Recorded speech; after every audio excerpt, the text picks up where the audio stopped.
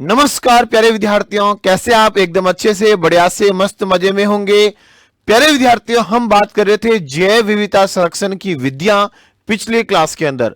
आज के वीडियो में हम बात करने वाले हैं बायो रिजर्व एरिया, जैव आरक्षित क्षेत्र और तप्त स्थल, हॉट स्पॉट। सबसे पहले बात करते हैं मित्रों जैव आरक्षित क्षेत्र। किसकी बात करते हैं? जैव आरक्षित क्षेत्र, बायो रिजर्व एरिया, जैव आरक्षित क्षेत्र। मित्रों, बायो रिजर्व एरिया की बात करूं तो ध्यान रखना मित्रों, इसकी अवधारणा यूनेस्को द्वारा दी गई। अवधारणा, कॉन्सेप्ट किसने दिया? यूनेस्को द्वारा दिया गया। यूनेस्को द्वारा दिया गया।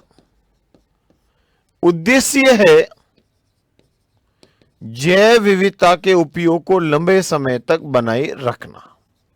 जैव विविधता के उपयोग को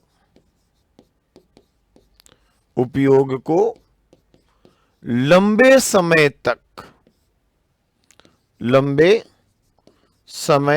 तक बनाए रखना।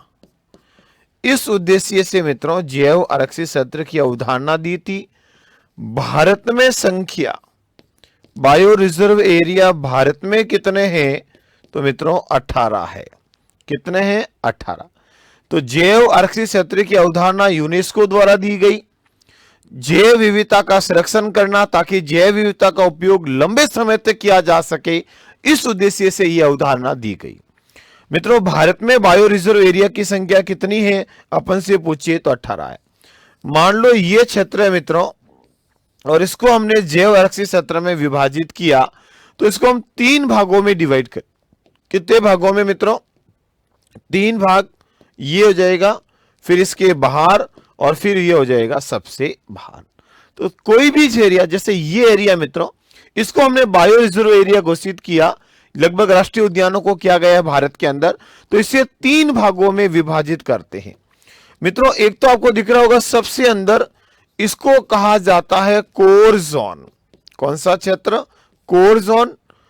आपको बीच में दिख रहा होगा मध्य भाग मित्रों, इसको कहा जाता है बफर जोन। और सबसे बाहर दिख रहा होगा, इसको कहा जाता है मैनिपुलेटिंग जोन। तो किसी को भी हम जब बायो रिजर्व एरिया घोषित करेंगे मित्रों, तो उसको 3 भागों में डिवाइड करेंगे। कोर जोन वह क्षेत्र होगा जहां मनुष्य का प्रवेश पूर्णतया वर्जित। तो मानव प्रवेश पूर्ण रूप से वर्जित कौन से क्षेत्र में होता है? तो कोर जोन। बफर जोन में केवल शिक्षा या मित्रों अनुसंधान संबंधी कार्य करने की अनुमति होती है। और मैनिपुलेटिंग जोन सबसे बाहरी क्षेत्र है।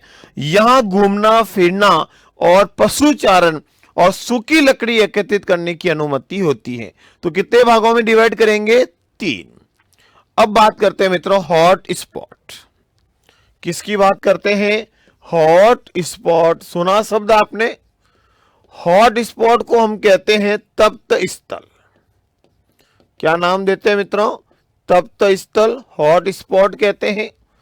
मित्रों, हॉट स्पॉट की अवधारणा किसने दी? ये प्रश्न पूछा हुआ है प्रीवियस ईयर के अंदर एग्जामों में। ये कॉन्सेप्ट दिया था ब्रिटेन के वैज्ञानिक नॉर्मन मेयर्स ने। नॉर्मन मेयर्स द्वारा दिया गया। मित्रों, वे स्थान, ये संवेदनशील क्षेत्र होते हैं जहां जैव विविधता सर्वाधिक पाई जाती है।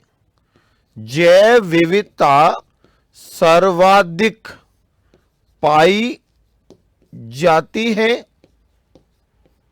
तथा मानव द्वारा खतरा हो। मानव द्वारा जैव विविधता को क्या हो बेटा? हानि की संभावना हो या हानि हो रही हो, उन स्थानों को अपन हॉट स्पॉट घोषित करते हैं।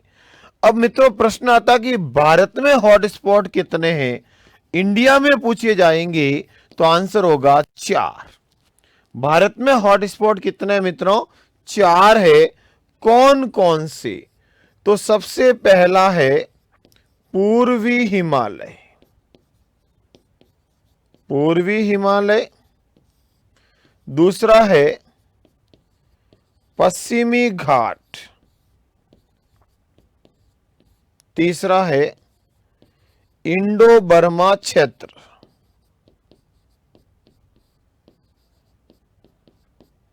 और मित्रों चौथा है सुंडालैंड। ये अंडमान निकोबार द्वीप समूह के आसपास का एरिया है। तो भारत में हॉटस्पॉट की संख्या कितनी है मित्रों? तो हो जाएगा 4।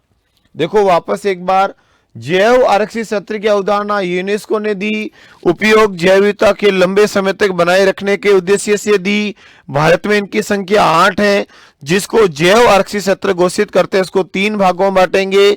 सबसे अंदर कोर जोन, मनुष्य का प्रवेश पूर्णतः वर्जित। बफर जोन, केवल शिक्षा अनुसंधान की अनुमति। और मैनिपुलेटिंग जोन, घूम सकते हैं, फिर सकते हैं, पशु चरा सकते हैं, सूखी लकड़ी एकत्रित कर सकते हैं। फिर हमने बात की हॉटस्पॉट तप्त स्थल। यह कॉन्सेप्ट अवधारणा दिया था ब्रिटिश वैज्ञानिक नॉर्मन मेयर्स ने, जहां पर जैव विविधता तो सर्वाधिक होती है, पाई जाती है, और मनुष्य द्वारा हानि हो रही हो या हानि की संभावना हो। और भारत में ये कितने हैं? 4। कौन कौन से?